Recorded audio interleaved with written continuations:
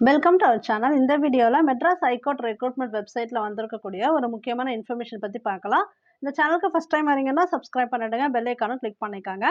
என்ன அப்டேட் குடுத்துருக்காங்கன்னு பார்த்தீங்கன்னா, list of short listed candidates for interview to the post of research fellow and research assistant.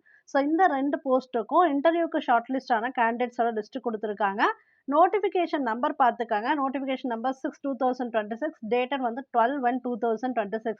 அதாவது ஜனவரி 12 அன்னைக்கு வந்த நோட்டிஃபிகேஷனுக்குரியது. Recruitment to the post of research fellow and research assistant on ad hoc and consolidated pay basis. இது வந்து consolidate பே பேசிஸ்க்கு apply பண்ணியிருப்பீங்க. உங்களோட application number இருக்கா பார்த்துக்கங்க. உங்களோட நேம் கரெக்ட்டா இருக்கா அப்படிங்கிறத செக் பண்ணிக்கங்க. இந்த 3 மெம்பர்ஸ் வந்து ரிசர்ச் ஃபெலோக்கு வந்து செலக்ட் ஆயிருக்கவங்க கூப்ட்டுருக்காங்க இன்டர்வியூக்கு. அடுத்து ஒரு 9 மெம்பர்ஸ் குடுத்துருக்காங்க. இந்த 9 மெம்பர்ஸ் எதுக்காக கூப்ட்டுருக்காங்க இன்டர்வியூக்குன்னு பார்த்தீங்கன்னா, ரிசர்ச் அசிஸ்டன்ட் போஸ்ட்டுக்கு. ஸோ நீங்க வந்து அடுத்த இன்டர்வியூக்கு தயாராகிக்கங்க. உங்களுக்கு அடுத்த இன்டிமேஷன் வரும்.